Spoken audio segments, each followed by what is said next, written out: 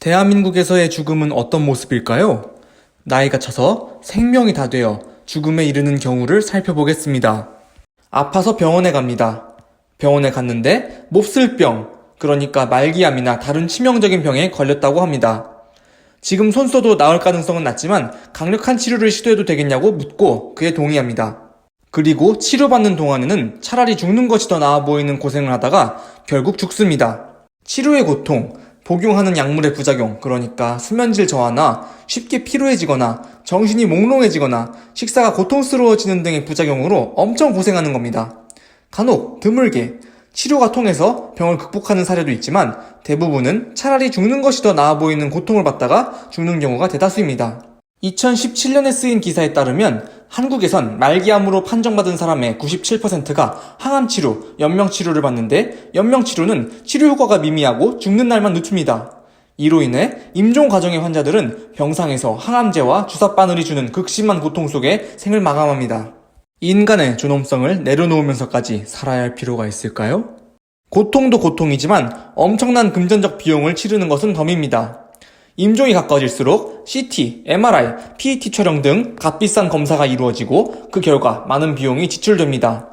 와닿는 예를 들자면 한국에서 사람이 태어나서 죽을 때까지 평생 1억 원의 병원비를 쓴다고 가정할 때 죽기 한 달 전에 병원비 전체의 반인 5천만 원을 사용하며 죽기 3일 전 2,500만 원을 사용합니다. 나이가 찬 사람이 자신의 의지로 병원에 가는 것이 아닌 병원에 실려가는 상황 또한 끔찍합니다. 도저히 몸을 가누지 못해 쓰러졌고 그걸 누가 발견해서 병원에 가면 병원에서는 그 사람을 살리려고 힘쓰는데 그 살리려고 힘쓰는 과정이 너무 고통스러워서 차라리 죽는 것이 더 나아 보이는 상황이 자주 보이기 때문입니다.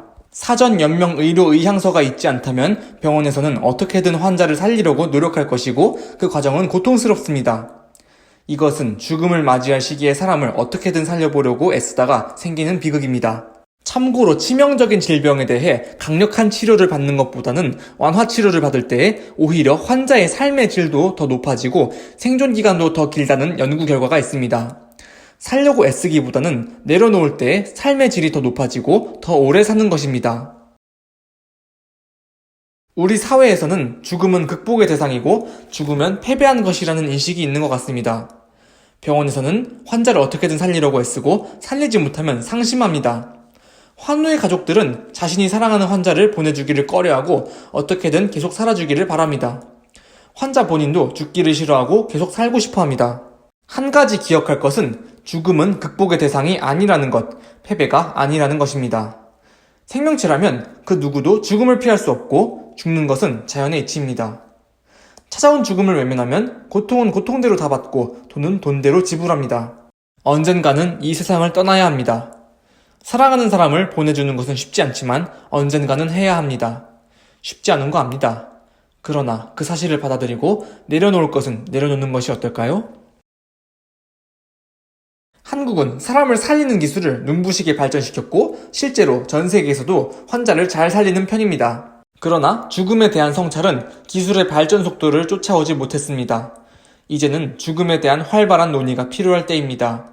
패배감 때문에, 두려움 때문에, 다른 사람들이 싫어할까봐, 다른 사람들이 하는 말에 상처 입을까봐 그 외에 다른 이유로 죽음에 대해 이야기하지 않습니다. 죽음에 대해 이야기를 하는 것 자체가 금기시 되었습니다. 그러나 어떻게 죽고 싶은지에 대한 성찰이 없다면 죽음이 가까이 왔을 때 극도로 고통받을 수 있습니다. 죽음을 맞이해야 할 사람은 환자 자신이지만 자기 생명의 결정권, 통제권은 다른 사람에게 맡겨지고 결국 온갖 고생을 하다가 죽게 되는 비극이 발생할 수 있습니다. 비록 젊더라도 몸이 쌩쌩하더라도 죽음에 대해 미리 생각하는 것은 도움이 됩니다.